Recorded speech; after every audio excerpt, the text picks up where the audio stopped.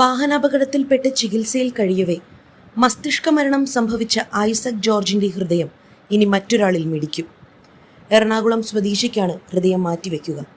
33-കാരന്റെ ഹൃദയം കിംസ് ആശുപത്രിയിൽ നിന്നും ആംബുലൻസ് മാർഗം തിരുവനന്തപുരം വിമാനത്താവളത്തിൽ എത്തിച്ച ശേഷമാകും എയർ ആംബുലൻസ് വഴി ഹൃദയം കൊച്ചിക്ക് കൊണ്ടുപോവുക.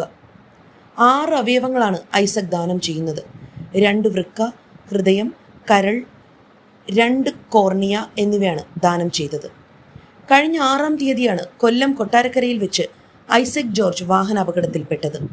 7-ാം തീയതി തിരുവനന്തപുരം കിംസ് ആശുപത്രിയിൽ എത്തിക്കുകയും 3 ദിവസം വെന്റിലേറ്ററിൽ കഴിയുകയും ചെയ്തു. ഇന്നലെ രാത്രിയോടെ മസ്തിഷ്ക മരണം സ്ഥിരീകരിക്കുകയായിരുന്നു.